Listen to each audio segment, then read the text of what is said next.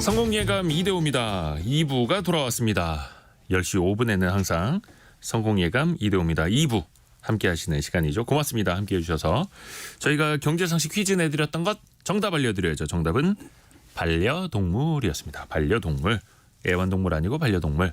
그리고 정부에서도 이것 관련된 반려동물 관련된 뭔가 진료비, 의료 체계 이것도 좀 손을 보겠다 이렇게 발표를 해서 저희가 경제상식 퀴즈로 내드렸고요. 조금 전에 보내주셨네요. 9449님이 제발 끝까지 책임 못 질 거면 입양하지 않기를. 특히 요즘에는 사지 말고 입양하세요. 뭐 이런 캠페인도 있고요. 그리고 또 항상 가족이니까요. 끝까지 책임을 진다라는 자세가 필요하죠. 아마 많은 분들이 그렇게 생각하고 계실 겁니다. 8818님은 저는 강아지 2마리를 키우고 있습니다. 2마리 모두 유기견 센터에서 데리고 왔습니다. 그렇죠. 이런 분들 너무 좋습니다. 너무 좋습니다. 그 유기견 센터에서 또 뭔가 물리적인 한계가 있기 때문에 사람들이 데려가지 않으면 어쩔 수 없이 또 안락사를 시킨다는 그 소식을 듣고 참 마음이 아픈데요. 김윤희님은 반려 앵무새와 물고기를 키우고 있어요. 라고. 아까 어떤 분은 반려식물을 키우신다는 분도 계셨는데 식물도 본인이 어떻게 마음을 쓰느냐에 따라서 반려식물이 될 것 같습니다. 윤인희님은 저의 반려동물은 도마뱀이에요. 집에서 키우고 있는데 사람들이 안 키운다고 하면 다들 놀라죠. 사람들이 이거 키운다고 하면 다들 놀라나 도마뱀. 저는 어릴 적에 중학교 때 이구아나 키웠었습니다. 이구아나. 그걸 데리고 논다고 했다가 어찌나 그 발톱에 놀랐는지. 자, 많은 분들 사연 보내주셔서 너무나 감사드리고요. 그리고 최종구님이 이대호님 안녕하세요. 지난번 수능날 마지막 멘트에 저희 딸 아이 이름이 나온 걸로 아이에게 들려줬습니다. 엄청 좋아하더라고요. 감사합니다. 오늘도 행복하시고 즐거운 일만 있기를 바랍니다라고. 최종구님 고맙습니다. 저도 기억이 납니다. 근데 제가 항상 여러분의 그 사연 읽어드리면서 걱정이 되는 게 채널 돌리셨으면 어떡하지? 차에서 내려서 이제 안 들으시면 어떡하지? 그런 또 걱정도 하긴 하는데 저만의 걱정이었네요. 함께해 주셔서 늘 감사드립니다. 오늘 코스피 코스닥 시황 한번 볼까요? 코스닥이 1.36%까지 올라서 809.9포인트, 10포인트 이상 오르고 있습니다. 상승폭을 계속해서 키우고 있네요. 코스피는 2,486으로 0.6% 16포인트 정도 오르고 있습니다. 증시 상황은 좀 괜찮은 오늘 편이고요. 원달러 환율은 1296원 정도, 지난 금요일과 큰 변동은 없이 1296원대 가리키고 있습니다. 개미스쿨 시간입니다. 신영증권 리서치센터 김학균 센터장 만나보죠. 안녕하세요, 센터장님. 네, 안녕하십니까. 한창 막 증시가 막 경랑 속에 빠져들었다가 그래도 좀 지난주에는 우리가 한숨을 좀 돌릴 수 있었죠. 네, 그렇습니다. 물론 다 안심할 수는 없겠습니다만. 10월까지 이 주가 지수가 한국이나 미국 증시나 3개월 연속 8월, 9월, 10월 떨어졌고요. 특히 10월 달은 주가가 급락을 했습니다. 코스닥이 한 달 동안 코스닥 지수가 10% 넘게 이제 떨어졌으니까요. 그러다 11월 들어서 반등세가 나타나고 있는데요. 여러 가지 요인이 있지만 제 생각에는 미국 금리가 떨어졌다는 게 가장 핵심적인 요인이 아닌가 생각을 합니다. 특히 이제 지지난 3주 전이었죠. 11월 초에 미국 그 FOMC에서 금리를 동결했고 11월 FOMC를 지나면서 시장은 이제 미국의 금리 인상은 지난 7월 금리 인상이 마지막이었어라고 하는 거의 확신에 가까운 생각을 갖게 됐고요. 그러다 보니까 지난주에도 금리가 꽤 많이 떨어졌습니다. 10년 만기 국채 수익률이 10월 말에 5%까지 갔다가 한 4.4% 정도까지 이제 떨어졌거든요. 그래서 어쨌든 기축통화국인 미국 금리가 떨어질 때는 대체적으로 자산 시장이 이제 좋고요. 특히 이제 미국 금리가 떨어지니까 당연히 달러화도 약해지게 되고요. 그럼 미국 밖의 자산에 대한 어떤 그 외국인들 매수세도 늘어나는 경향이 있는데 여러 가지 이유가 있습니다만은 제 생각엔 금리 하락이 가장 결정적인 이유인 것 같고 앞으로의 어떤 행보도 금리가 더 떨어질 수 있느냐가 이제 중요하게 작용을 할 것 같은데요. 제가 차트 전문가는 아닙니다만은 미국의 10년물 국채 금리가 이번에 급등하기 전에 그 고점이 한 4.3이었거든요. 예. 급등하기 전이라고 그러니까 하면은 올 3분기에 미국 금리가 많이 오르고 예. 작년까지 금리가 오르다가 금년 중반까지는 금리가 조정을 받았거든요. 네. 10년물 기준으로 4.3% 하던 게 3.3까지 조정을 받았다가 3.3에서 5까지 이제 올라가면서 네. 주식이 어려움을 겪었는데 이제 전 고점인 4.3% 수준 밑으로 떨어질지 뭐 기술적으로 보시는 분들은 이제 금리 추가 하락에 어떤 판단을 내리는 중요한 잣대가 지금 4.4%인 미국 10년물 금리가 4.3% 밑으로 떨어질지 뭐 이렇게 많이들 보는 것 같습니다. 그 정도라면은 한 단계 이제 레벨이 더 낮아진다라고 볼 수도 있겠죠. 있고 또 기술적으로는 전고점 위에서 움직인다 그러면 우리가 5에서 4.4%까지 밀리는 게 상당히 뭐 많이 밀린 것 같지만 네. 크게 보면 이제 상승 추세 내의 조정으로 볼 수 있기 때문에 뭐 이런 기술적인 어떤 변곡점은 실은 뭐 아주 절대적인 기준으로 생각하실 필요는 없습니다만은 크게 보면 이제 금리가 더 떨어지느냐가 중요한데 이제 뭐 기술적으로 보면 4.3% 정도가 중요하게 금융시장에선 해석되고 있다 이런 말씀 드리고 싶습니다. 그러니까 미국채 10년물 기준으로 거의 5.0%까지 올랐던 게 미국에서 소비자 물가 지수 지난번에 네. 발표가 되고 나서 4.4까지 이제 수직 낙하했었는데 네. 4.4가 아니라 4.3까지 소수점 아래 한 자릿수 숫자가 바뀌는 건 좀 더 의미가 있을 수 있다라는 네, 네. 뜻으로 그렇습니다. 네. 받아들이면 되겠네요. 사실 근데 이제 미국 시장을 우리가 또 중요하게 보는 이유가 네. 그쪽의 GDP 거의 70%가 소비가 차지를 네. 하고 그 소비가 우리나라를 비롯한 이제 제조업 중심 국가에서 뭐 만들어서 가는 것도 많고 하다 보니까 네. 영향이 크지 않습니까? 큽니다. 네. 근데 물가가 원체 많이 오르다 보니까 미국 사람들이 이제 소비가 둔화되지 않겠느냐라는 걱정들을 많이 하는데 그런데 이번 주 보면은 이제 블랙 프라이데이라고 네. 미국 최대의 쇼핑 시즌이 열리지 않습니까? 네. 그러면 이렇게 물가가 많이 오른 상황에서 과연 미국 사람들은 네.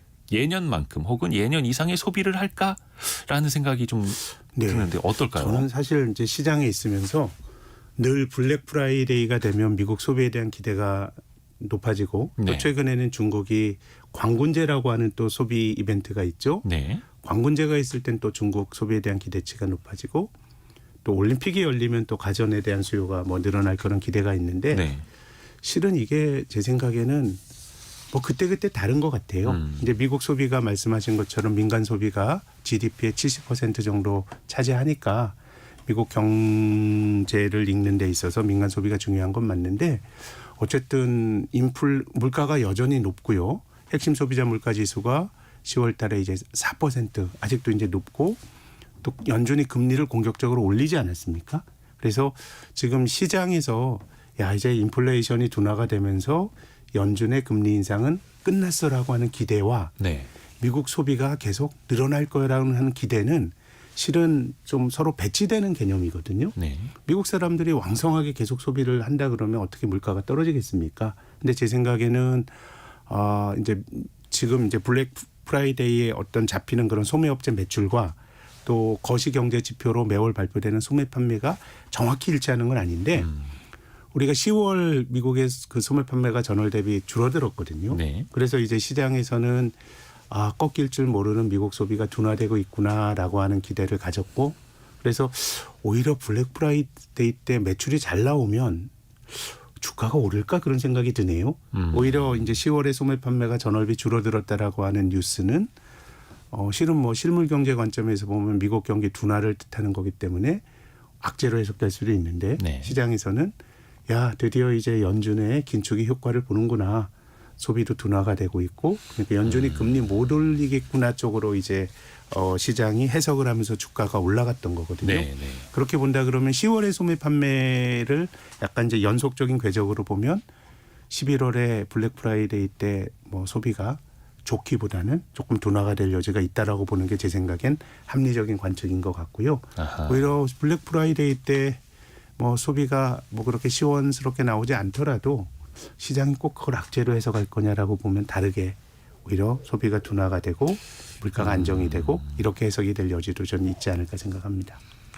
물가가 지금은 가장 중요한 측면이니 네. 오히려 소비가 생각보다 많이 늘어나지 않는 게 증시에는 그래도 좀 악재는 아닐 수도 있다. 오히려 예, 경기에 둔화지만 금리 하락이나 이런 쪽으로 귀결이 될 수 있어서요. 그래서 모든 경제 현상은 양면성을 갖고 있는 것 같거든요. 네. 경기가 좋은 건 일반적으로 주식시장이 좋죠. 그렇지만 경기가 좋은 건 또 금리를 끌어올리는 요인인데 네. 그때 시장이 초점을 맞춰서 해석하는 방향이 좀 다른데 아하. 지금은 경기보다는 오히려 뭐 물론 이제 경기가 지나치게 나쁘다면 주가가 떨어지겠죠. 근데 이제 지금 미국은 경기가 나쁜 정도가 아니라 금리를 그렇게 많이 올렸음에도 불구하고 작년과 올해 미국 경제 성장률이 잠재 성장률을 웃도는 정도로 약간 뭐 과열이라면 과열이거든요. 네. 그래서 적당히 둔화가 되는 게 제 생각에는 금융시장에서는 호재로 오히려 해석할 수 있는 여지가 좀 있지 않을까 생각합니다.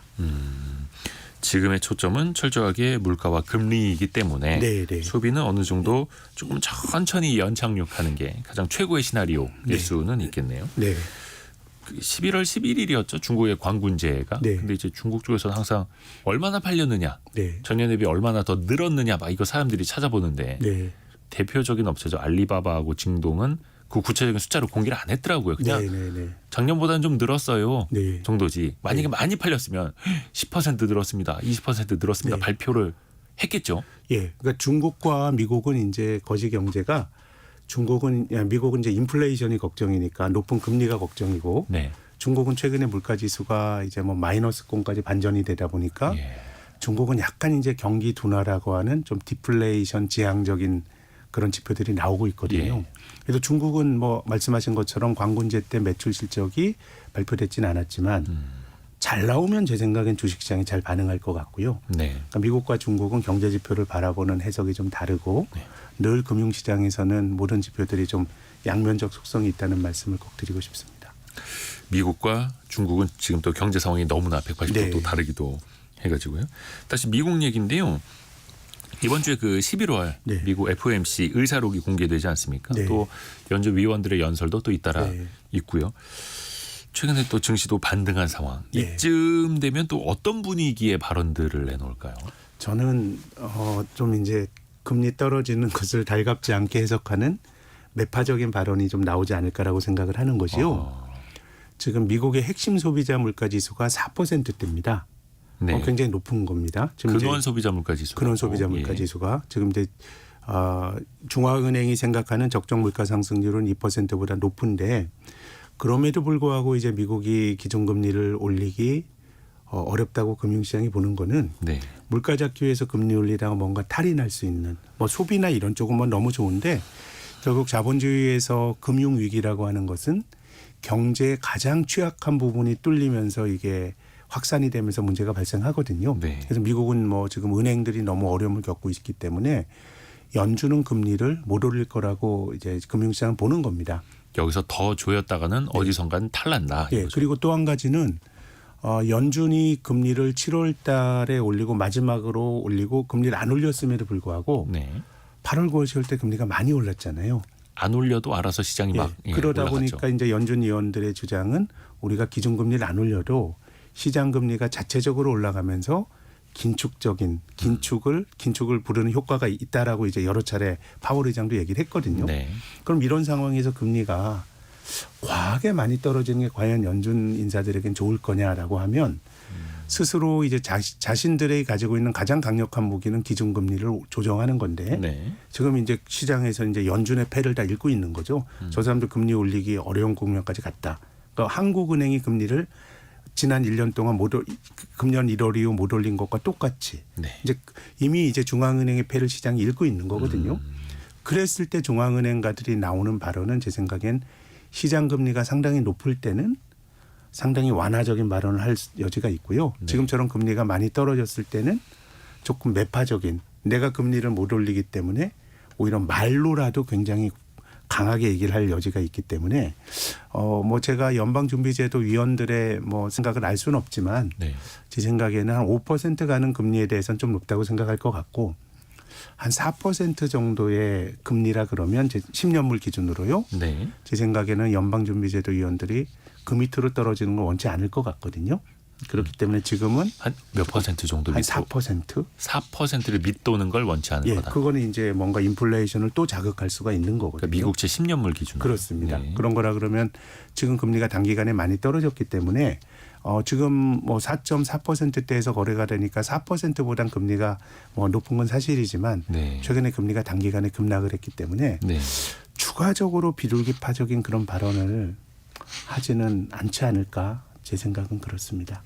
아직까지 밑으로는 조금 여유 폭이 좀 남아 있기는 하지만 그래도 4%대 초반으로 갈수록 조금 더 매파적인. 네, 오히려 자신이 금리를 못 올릴 거기 때문에 말은 더 거칠어질 수 있다라고 생각합니다. 그 구조로 시장에 개입을 하는 거죠. 예상되는 발언이라고 하면 지금의 고금리를 뭐 상당 기간 더 이어가야 할 필요가 있다라거나 있다. 혹은 뭐 금리를 안 올리더라도 경우에 따라서는 뭐 금리를 우리가 올릴 수 있다. 뭐 그런 식의 발언들이 나올 수 있는데 제 생각에는 금리를 올릴 수 있다는 발언보다는 말씀하신 것처럼 금리를 상당히 높은 금리가 오랫동안 유지될 수 있다. 뭐 이런 정도의 코멘트가 나올 수 있지 않을까 생각합니다. 그래서 시장에서 섣불리 네. 뭐 소비를 늘린다거나 물가를 자극할 요인들 기대 네. 심리를 미리 꺾어 놓으려는 그렇겠죠. 미리 둘러놓은. 중앙은행 입장에서 어쨌든 핵심 소비자 물가지수 4%라는 게 굉장히 고민이 많을 겁니다. 인플레 잡으려고 지금까지 금리를 올려왔는데 여기서 다시 또 지난 70년대 미국의 인플레이션도 잡히는 듯하다 2번 위쪽으로 튀었거든요. 네.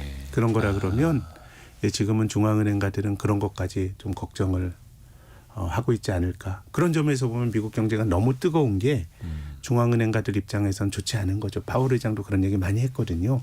경기가 좀 꺾여야 물가가 잡히는데 미국 소비나 고용 같은 게 너무 뜨겁다라고 얘기를 했거든요. 그렇기 때문에 이 경제 지표를 보실 때도 너무 뜨겁게 좋게 나오는 거는 제 생각에 주식시장에는 호재보다 낙제로 금리를 매개로 해서 해석이 될 가능성이 전 높다고 봅니다. 다이어트로 치자면 요요 현상이 올까 봐 네. 연준에서는 약간 조금 느슨해질 것 같으면 더 뛰어야 돼. 네. 땀 더 흘려야 돼. 네. 계속 그런 신호를 준다라는 거죠. 앞에서 잠깐 한국은행 금통위 이야기도 네. 해 주셨는데 1월 이후에 이제 동결이 되고 있고 사실 우리나라 기준금리는 더 이상의 어떤 뭐 변동 요인이 없다라고도 네. 이제 보는 게 대부분의 전문가들의 네. 시각인데 30날 네. 이번에 30일 올해 날이죠. 마지막 네. 금통위가 열리죠. 여기도 그런 변수가 그냥 이번에도 없을까요? 동결이다. 그리고 또 한편으로는 우리나라 중앙은행이 한국은행입니다마는 이제 한국의 시장 금리를 결정을 하는 네. 실은 이제 기준금리라고 하는 건 한국은행이 모든 금리에 영향을 주는 금리고 우리 경제 활동을 하는 사람들은 한국은행과 거래하지는 않죠. 그러니까 한국은행 기준금리를 기준으로 시장 금리가 우리 경제 활동에 영향을 주는데 네. 한은이 금리를 동결하고 있었음에도 8월, 9월, 10월 달에 우리나라 금리도 많이 올랐거든요. 시중 금리가요. 네. 그러면 그거는 미국 금리에 연동이 됐다라고 하는 것 말고는 해석이 안 되기 때문에 네. 지금은 한국은행의 통화 정책이나 뭐 이런 것까지도 제 생각에는 어떤 채권 금리를 결정하는 독립 변인이라기보다는 네. 철저하게 미국 쪽에 연동이 돼서 우리나라 시장 금리로 결정이 되지 않을까 생각이 되고요. 뭐 한국은행도 어쨌든 뭐 미국도 금리를 올렸을 때 은행 시스템에 걸릴 과부하 같은 걸 걱정을 해서 금리를 못 올리는 국면으로 갔다고 말씀을 드렸는데요. 우리나라 한국은행은 이미 뭐 1월에 금리 올리고 못 올리고 있죠. 미국이 금리 올리는 중에도 뭐 가계부채라든가 뭔가 부채가 많이 늘어났기 때문에 최근에 오늘 조간을 보면 한국의 기업 부채도 굉장히 많이 늘어났거든요. 네. 그렇기 때문에 뭐 한국은행이 이제 금리를 올리기는 조금 힘든 인플레 잡기 위해서 금리 올리다가 굉장히 경제에 탈이 날 수 있는 것을 걱정하는 한은은 올해 초부터 그런 걱정을 했고 미국 연준은 올해 하반기에 그런 인식을 하고 있다고 생각합니다. 저희가 일부 때 오늘의 경제 뉴스에서 전해드렸습니다만 기업 부채 수준이 34개국 가운데 3등, 예, 가장 거의 높은 수준 네. 상위에 있는 거죠. 그래서 가계 부채도 많고 기업 부채도 높은 상황에서 금리를 더 올리기도 힘들고, 근데 이 고금리 상황을 언제까지 이어갈 거냐? 선행 지표는 역시 이제 미국에서 또 좌우할 수도 있는 거고요. 그렇습니다. 네. 근데 이게 또 우리 실생활로 놓고 와서 보면 이제 앞에서 시중금리가 네. 우리나라 기준금리가 계속 동결되는 상황에서도 시중금리는 계속 올라왔다 네. 말씀을 해주셨는데, 근데 또 최근에서 보면은 미국의 시장 금리 좀 떨어지지 않았습니까? 네. 네. 근데 물론 시차는 있겠습니다만 네. 주택담보대출의 그 바탕이 되는 코픽스 네. 금리는 10월까지도 거의 4% 육박할 정도로 많이 올랐습니다. 그렇죠? 예. 물론 시차는 있겠습니다만 네. 이것도 그러면 시간이 가면 다시 낮아질 수는 있을까요? 저는 뭐 미국 금리가 떨어지게 되면 네. 뭐 그럴 수 있다고 생각이 드는데요. 근데 이제 미국 금리에 대한 저의 예상은 앞서 말씀하신 것처럼 금리가 상당히 높게 유지가 되지 않겠는가. 금리가 이제 고점을 10년물 기준으로 5%가 크게 보면 이제 고점 수준이라고 하더라도 금리가 많이 떨어지기는 좀 힘든 여건인 것 같고요. 네. 그럼 한국도 역시 그 코픽스 기준으로 4% 육박한 금리가 고점일 수는 있다고 생각은 하는데 네네. 그렇게 많이 떨어지긴 조금 힘들지 않을까. 어쨌든 지금 우리 가계가 부담하고 있는 혹은 기업들이 부담하고 있는 지금 금리가 굉장히 높은 수준이거든요. 네. 한 3년 전에 제로 금리에서 높은 수준인데 여기서 조금 떨어질 수는 있겠습니다만은 높은 금리를 부담해야 하는 환경은 제 생각엔 내년까지도 이어지지 않을까 생각을 합니다. 아하. 주변에서 아마 김학균 센터장님한테도 그런 그 질문 많이 할 것 같은데요. 이 주택담보대출 때문에 네. 이거 어디까지 견뎌야 되느냐, 지금 뭐 추가로 대출을 받아도 되겠느냐, 네. 금리가 과연 언제쯤 떨어지겠느냐, 특히 주택담보대출 금리가. 네. 근데 이것도 물론 더 이상 올라가기는 어려워도 네. 이것도 높은 금리가 상당 기간 이어질 것이다라고 네. 보시는 거네요. 지금 정도의 높은 금리에서 뭔가 그 생활이 가능하다 그럼 제 생각에는 대출 받아서 딴 거 하는 것보다 제 생각에 집 사는 건 굉장히 의미가 있는 경제적 활동이라고 생각이 되거든요. 네. 근데 이제 부채에 너무 허덕이게 되면 이건 문제가 있는 거거든요. 그렇기 때문에 여기서 금리가 많이 떨어질 걸 염두에 두고 내가 부채를 늘리는 건 제 생각엔 상당히 위험하고요. 네. 이런 정도 금리에도 내가 가능하다. 은행에 이자 내고 또 주기적으로 이제 부채도 좀 갚아 나가고 내 생활도 가능하다 그럼 제 생각에는 빚을 내서 주택 사는 건 좀 좋다고 생각합니다. 빚 내서 주식 사는 거는 반대입니다만은. 네. 그래서 어쨌든 금리가 많이 떨어질 걸 염두에 두고 어떤 행동을 취하는 건 제 생각에는 좀 무리가 있지 않겠는가 생각을 합니다. 그러니까 금리가 떨어질 걸 기대하고 집을 사는 게 아니라 네. 그냥 금리가 안 떨어지더라도 지금 수준이면 내가 감당할 수 있는 능력이 있어. 네. 내 월급으로 충분해. 그러면 그런 분들한테는 괜찮고. 의사결정을 예컨대 할 수 있는 거죠. 예. 그리고 중국 쪽 금리를 살펴봐야 되는데 네. 중국의 그 대출 우대 금리 LPR이라고 하는 게 이제 사실상 기준금리다 이렇게 네. 부르기도 하는데 조금 전에 속보 나온 걸 보니까 중국의 인민은행 중앙은행이죠. 여기에서 석 달 연속해서 금리를 동결을 했네요. 네. 이게 어떤 의미가 있을까요? 중국은 석 달 연속 금리를 동결했다. 이제 기준금리가 중앙은행이 결정하는 기준금리가 대체로 나라마다 있는데요. 네. 근데 그 기준금리의 내용도 조금씩 다릅니다. 이제 미국에서 결정하는 그 연방기금 금리는 만기가 하루짜리 금융기관 간에 거래하는 금리고요. 완전 초단기 금리. 네. 우리나라도 초단기입니다만은 만기가 7일짜리 환매 조건부 채권 금리가 한국은행의 기준금리인데 네. 중국의 인민은행은 기준금리가 없습니다. 그렇기 때문에 이 우대 그 대출 금리가 네. LPR이라고 하는 게 기준금리처럼 해석이 되고 있는 거고요. 네. 근데 지금은 중국도 최근에 위안화 환율이 좀 많이 떨어졌습니다만은 미국 달러가 강해지면서 위안화가 약세를 나타내는 게 되게 좀 부담스러운. 우리나라 기업 부채 증가 속도가 빠르다고 말씀을 드렸는데요. 네. 한국보다 더 빠른 나라가 홍콩과 중국이죠. 그렇죠. 예, 이제 부채를 더 많이 늘렸고 기업 부채 부문에서. 기업 부채 부분이죠. 특히나 아주 장기적으로 보면 중국이 이제 그 달러 부채를 특히 아주 글로벌 금융위기 이후로 많이 기업들이 늘렸기 때문에 위안화가 약해지는 거는 기업 입장에서는 더 많은 경제적 부를 자국 통화가 약해지면 더 많은 돈을 들여서 부채를 갚아야 되는 거기 때문에 네. 금리 그 위안화가 약해지는 게 이제 중국 입장에서는 좋은 게 아닙니다. 그래서 이제 최근처럼 11월 들어서 좀 분위기가 바뀌었습니다마는 크게 보면 강달러 기조가 지속되는 상황에서 중앙은행이 금리를 낮추는 게 되게 부담스러운 형국이었던 것 같고요. 다만 이제 금리 말고 다른 조치들은 부양적인 조치들이 나오는 게요. 네. 지난 주말에 인민은행이 은행들에게 이제 좀 이 행정 지도를 했는데요. 지금 이제 중국의 부동산 업체들이 이제 문제 아닙니까? 네. 부동산 업체들의 나간 대출을 무분별하게 상환받지 말아라, 빼앗지 말라라고 하는 얘기가 나왔으니까 비 올 때 우산 빼지 마라. 네, 어떻게 보면 이제 그 대출 금리는 동결을 하고 있습니다만은 뭔가 이제 부동산의 문제 이런 것들이 더 확산이 되는 걸 막기 위한 여러 가지 조치들은 나오고 있는 것 같고요. 네. 그래서 어떻게 보면 중국의 전반적인 기조는 이번에 그 LPR 금리를 동결했지만 좀 경기 부양적인 기조가 이어지고 있다라고 봐야 될 것 같습니다.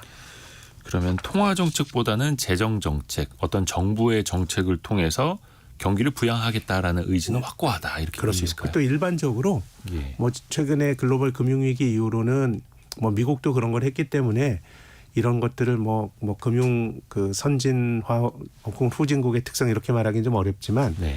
일반적으로 이제 그 금융 후진국에서는 창구지도 같은 걸 좀 많이 하는 편이죠. 그러니까 직접적으로 전화를 걸거나 예. 여기 뭐 부장님 아니면 어디 부사장님 예. 우리 정부 부처로 한번 들어와 보쇼 뭐 이런 식으로. 예컨대 뭐 금리를 올리게 되면 네. 모든 경제 활동을 하는 경제 주체들이 영향을 받거든요. 예. 그러면 예컨대 그러면 금리라고 하는 돈의 가격을 조정해서 경제에 영향을 주기보다는 아예 특정한 영역, 정부가 대출이 나가기를 원치 않는 영역에 대해서는 은행에 이제 연락을 해가지고 여기 대출하지 마.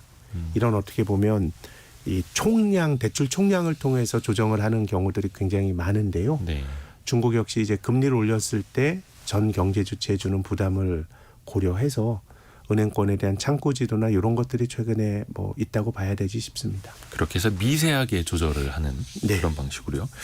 근데 중국의 경기 부양 노력이 계속되고 있다라는 내용은 아마 올해 내내 많은 분들이 네, 들어보셨을 네, 겁니다. 네. 근데 정작 뭐 상하이 종합지수를 비롯한 중국 증시는 네, 별로 안 올랐거든요. 그럼요. 네. 회복을 못 하고 있습니다. 그건 왜 일단 그럴까요? 경기 부양의 효과가 예. 중국이 지금까지 뭐 그 13억 인구의 민간 소비를 얘기하지만 앞서서 GDP에서 미국이 민간 소비가 차지하면 70%라고 말씀하셨죠.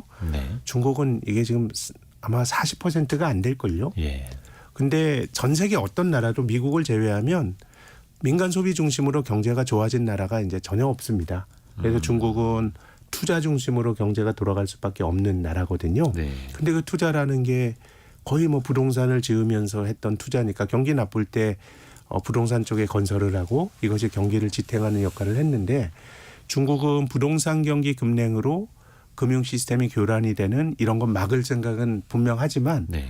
그렇다고 또 부동산을 띄울 생각은 또 없다고 봅니다.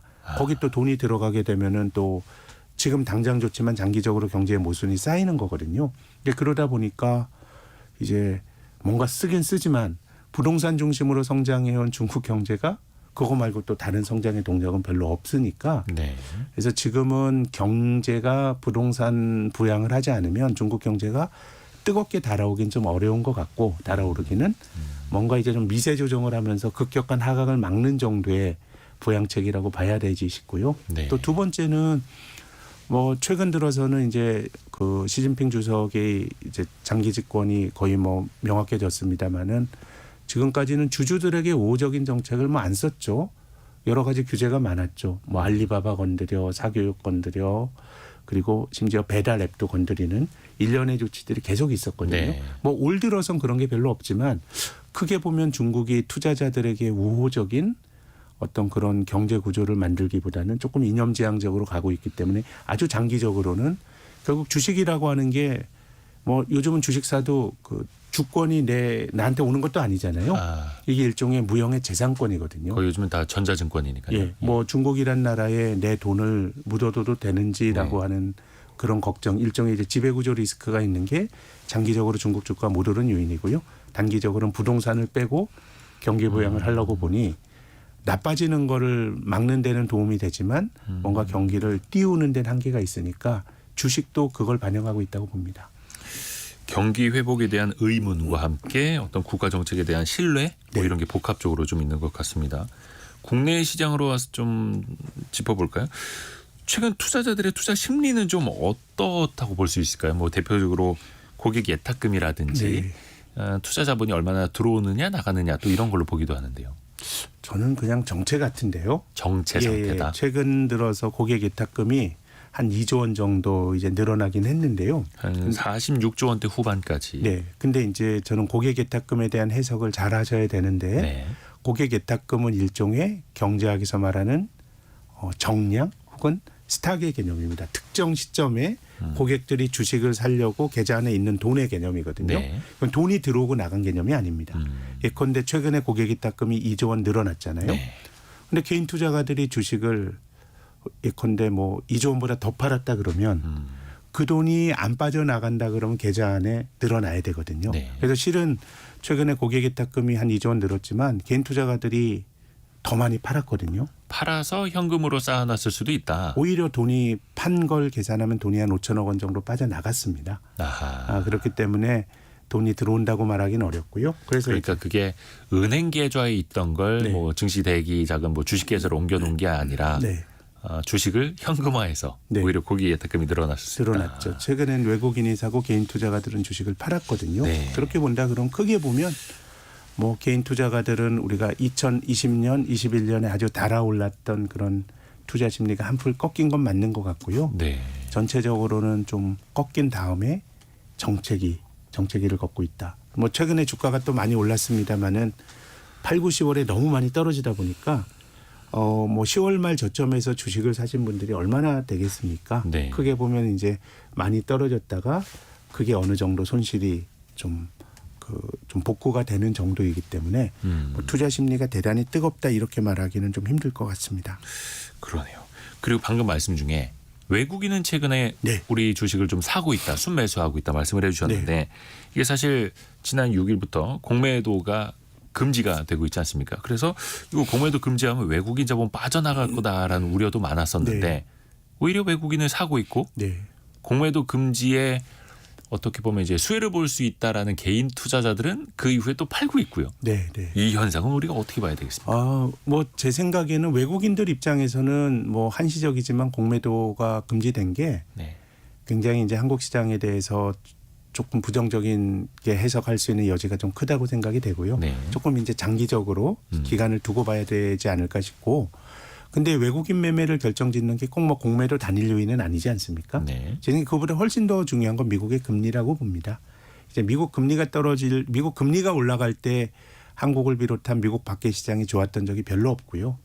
또 이제 미국 금리가 떨어질 땐 반대로 어떻게 보면 미국발 유동성 확충의 수혜를 보는데, 저는 뭐 공매도나 이런 인과성이 좀 분명하지 않은 걸 가지고 해석을 하는 것보다 네. 뭐 11월 들어서 우리가 앞서 얘기한 것처럼 미국 금리가 많이 떨어졌고 외국인 매매는 미국 금리 하락을 좀 반영하고 있는 거 아닌가 생각을 합니다.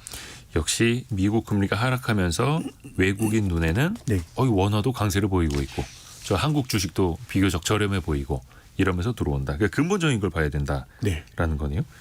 근데 외국인들이 가장 많이 산 게 거의 반도체였습니까? 네, 근래? 반도체 많이 샀죠. 네. 그리고 또 바이오 제약 주식들도 좀 샀고요. 그래도 크게 보면 올해 전체적으로 보더라도 외국인이 한국 시장 순매수였거든요. 한 7조 원 이상 순매수를 했습니다. 전반적으로요. 네, 근데 이제 그 사는 게 대부분 반도체 쪽에 좀 초점이 맞춰져 있는 것 같습니다. 뭐 당연히 우리나라 시가총액으로 따져봐도 네. 반도체 업종이 한 30% 이상은 될 겁니다. 그렇죠? 다 합치면 그렇게 그렇죠. 되겠죠. 삼성전자만 하더라도 20%가 넘으니까. 네. 그러면 당연히 똑같이 바구니에 담았을 때 반도체 관련주를 가장 많이 담게 되는데 네. 그 외에 좀 특별한 요인이랄 게 있을까요? 다른 것들은 뭐 그냥 뭐 최근에 화장품 주식 뭐 그리고 또 게임 주식 샀는데 반도체를 제외하게 될 경우에는 그냥 개별 종목 이슈 뭐 이런 것들에 좀 주목해서 사는 것 같고요. 뭐 좀 그래도 일반화시켜서 뭐 어느 걸 많이 사네요라고 하는 거는 뭐 반도체 정도로 봐야 되지 않을까 싶습니다. 그러면 반도체도 어느 정도는 이제 산업의 업황이 네. 나아질 거다라는 기대가 전제에 깔려 그런 있는 기대가 거겠죠. 있죠. 뭐 삼성전자 같은 경우도 뭐 고점 대비해서 많이 밀렸지만 네. 저점에서 꽤 올라왔고 지금 아마 연중 최고치 수준일 것 네, 같습니다. 최근에 하이닉스도 반등 좀 하고 그렇고요. 있죠. 네. 네. 그래서 외국인들도 그렇고 반도체 업황이 턴어라운드 되는 네. 모습들을 같이 또 기대를 하고 있는 거고요. 삼성전자는 72,600원대, SK 하이닉스는 13만 원을 넘었었네요, 최근에. 네. 그러면 또 해외에서는 엔비디아가 최근에 일바 반도체 거의 대장주 역할을 네, 하고 있지 네. 않습니까? 특히 이제 AI 반도체 측면에서 네. 현지 시간으로 21일쯤에 실적 발표가 있는 걸로 알고 있고 어떨까요? 이번에는 워낙 또 이제 주가가 신고가라고 하는 최고가를 경신하고 있는 이런 상황이어서 아마 올해 글로벌 증시 전체적으로 네. 가장 뜨거웠던 종목 하나를 고르라 그러면은 당연히 뭐 엔비디아를 골라야 될 것 같거든요. 네. 근데 이 엔비디아가 성장성이 높다라고 하는 건 제 생각에는 크게 이론의 여지는 없고요. 네. 근데 성장성이 높은 주식은 밸류에이션도 비싸죠. 그렇죠. 엔비디아가 뭐 이제 향후 한 12개월 정도 올해 내년 실적까지 놓고 보면 PER이 100배가 넘거든요. 네. 그래서 엔비디아 실적이 이번 주에 나오는데 이게 시장 기대치를 상회할 거냐 하회할 거냐 이걸 전망하는 건 참 부질없죠. 네. 그걸 뭐 어떻게 우리가 전망합니까? 네. 그래서 제가 말씀드리고 싶은 거는 이 성장하는 그 산업에 속한 기업들은 기본적으로 밸류에이션이 높거든요. 네. 근데 이 주식이 꺾이는 게 밸류에이션이 높으니까 꺾이는 게 아닌 것 같아요. PR이 50배 되고 60배 되고 70배 되면 우리는 너무 비싸다라고 생각하지만 그냥 그 평가 지표가 비싸 보여서 꺾이는 게 아니고 이게 기울기가 약해졌을 때 예컨대 이제 계속해서 시장 기대치나 기대치 이상의 이익 증가를 보이게 되면 비싼 주식이 계속 비싸지게 되거든요. 근데 어느 순간에 시장의 기대치를 좀 미스하고 낮게 나오게 되면은 그때부터 성장에 대한 기대가 좀 꺾이면서 주가가 많이 떨어지거든요. 네. 한국의 2차 전지 관련 주식들도 뭐 여러 가지 논란이 있지만 이제 3분기 실적이 대체로 좋지 못했거든요. 이제 그러다 보니까 예전에 화장품 주식이 꺾일 때 이런 것도 밸류에이션이 높아서 꺾이는 게 아니고 사람들이 성장성에 대한 기대를 갖게 하는 요인이 바뀔 때 네. 그것이 이제 분기 실적이 한 분기 두 분기 시장 기대치를 하회하고 그럴 때 이제 주가가 제대로 꺾이기 때문에 뭐 엔비디아도 그런 관점에서 좀 보실 필요가 있지 않을까 생각합니다. 역시 그 성장주라고 하면은 네. 그 주가는 그 성장의 기울기와 네. 비례한다. 또 이런 평가들도 그게 있는 유지가 거고요. 되는 한 상당히 비싸 보여도 사람들은 성장에 대한 기대치를 주가에 투영을 하는 것 같습니다. 참고로 엔비디아는 그 PBR이라고 하는 주가 순자산 비율 네, 한 주당 순자산보다 주가가 몇 배냐. 네, 그게 지금 44배로 나오네요. 굉장히 높게 나오죠. 예. 주가 수익 비율이 44배여도 와 높다라고 하는데 네. 주가 순자산 비율이 44배면은 야 대단. 상당한 기대를 이제 주가에 투영하고 있다고 봐야죠, 투자자들. 참고로 그 같은 지표는 PBR이라고 하는 같은 지표는 삼성전자는 1.4배, 네, 그렇습니다. 엔비디아는 44배. 물론 시가총액이 삼성전자는 한 430조 정도 되고 엔비디아는 우리 돈으로 한 1,580조 정도. 네, 거의 4배 가까이 되나 3배, 4배. 네, 이제 덩치가 차이가 엄청나게 납니다. 그럼 국내 반도체 관련주들을 좀 볼까요? 뭐 삼성전자 비롯해서 하이닉스도 최근에 주가 흐름은 좋습니다만 네, 네. 얼마 전에 에이펙 정상회의 때 네. 미중 정상회담이 열렸습니다만 반도체 관련해서는 중국에 대한 제재는 그냥 계속하는 네. 걸로 달라지는 건 없더라고요. 근데 장기적으로는 우리나라 반도체 기업들이 중국에서 제일 많이 생산하는 게 삼성전자와 SK 하이닉스입니다. 네. 장기적으로는 좀 걱정인데, 근데 이제 우리나라 기업들에 대해서는 이제 미국의 칩스 액트라고 하는 반도체법에서 조금 이제 좀 유도리가 생겼다 그럴까요? 좀 시간을 두고 어떤 좀 뭔가 융통성이 생겼다. 예, 이제 좀 네. 이제 고사양의 장비로 들어갈 수 있고 하기 때문에 아주 장기적으로 보면 미중 간의 갈등이나 이런 것들 우리가 잘 봐야 되는데 네. 적어도 이제 1년 우리가 또 이 시기를 겪어야 되는데요. 일단은 이제 당장에 이제 올해 내년에 대한 불확실성은 뭐 굉장히 좀 완화가 됐기 때문에 제 생각에는 잘 관찰해야 되겠지만 당장 주가 움직임에 미중 반도체 갈등이 우리나라 삼성전자 등에 영향을 줄 것 같지는 않습니다. 그리고 끝내기 전에 요거 하나만 좀 짚어볼까요? 최근에 그 파두라는 네. 기업이 좀 논란이 되고 있는데요. 그러니까 모르시는 분들을 위해서 쉽게 말씀드리면 기술 특례, 그러니까 뭐 적자여도 상장을 할 수 있는 그런 특례 상장 기업인데 상장을 당시에 내놓았던 제 증권 신고서에 썼던 자기네가 내보였던 실적 추정보다 너무 말도 안 되게 낮은 매출이 나온 거죠. 뭐 분기 매출이 3억 원이라고 해서 거의 98% 가까이 감소한. 네. 그것도 상장 직후에.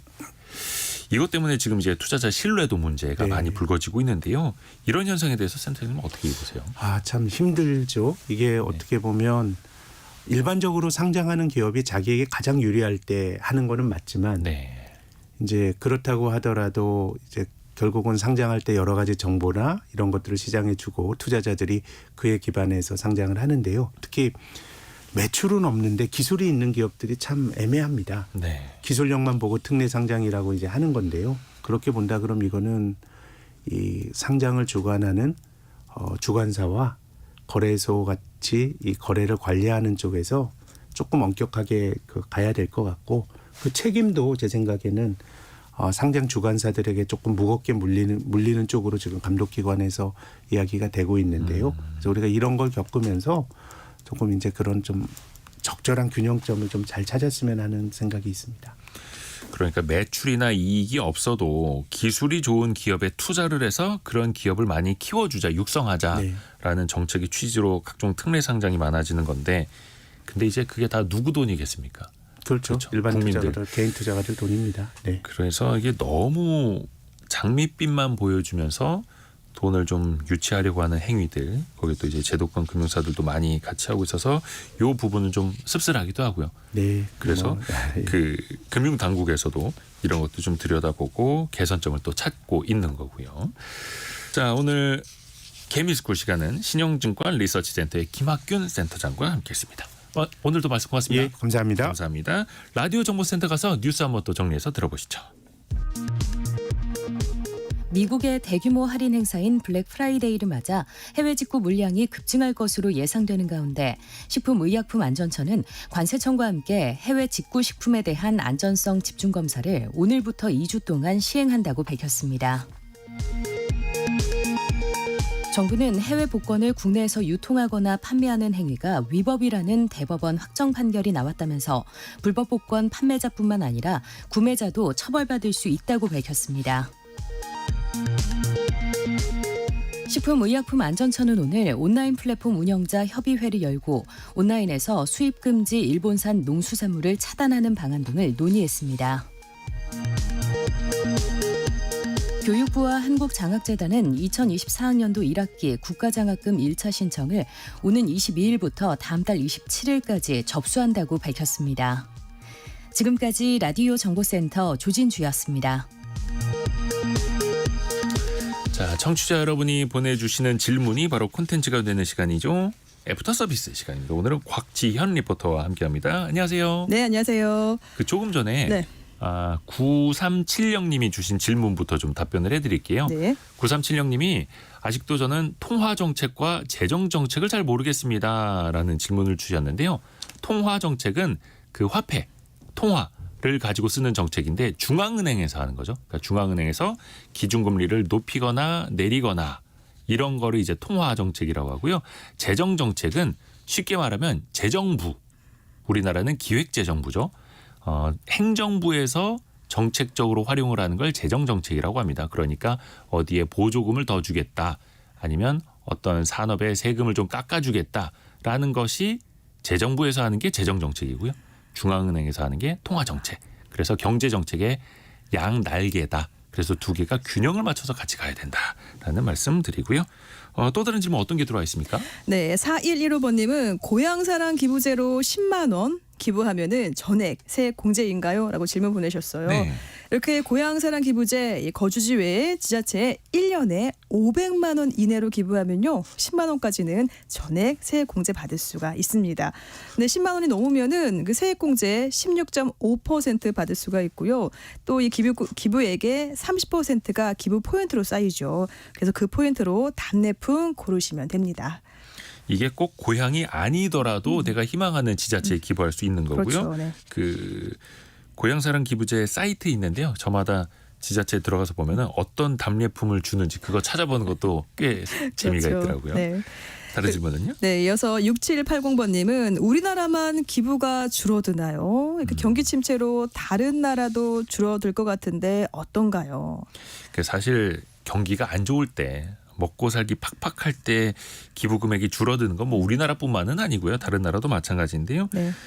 글로벌 자료를 보면은 2018년 8,590억 달러에서 2020년 8,410억 달러로 기부 금액이 전 세계에서 2% 감소한 것도 있고요. 상대적으로 우리나라가 기부를 많이 하는 나라는 아니었더라고요. 21년 기준으로 보니까 기부 그 지수 기준으로 119개국 중에서 110위였고 그 다음 해에는 22년에는 88위까지 좀 올라오긴 했는데 그래도 여전히 하위권이라고 합니다. 조금 우리나라가 기부 많이 하는 나라로 좀 많이 올라갔으면 하는 바람도 가져봅니다. 그러게요.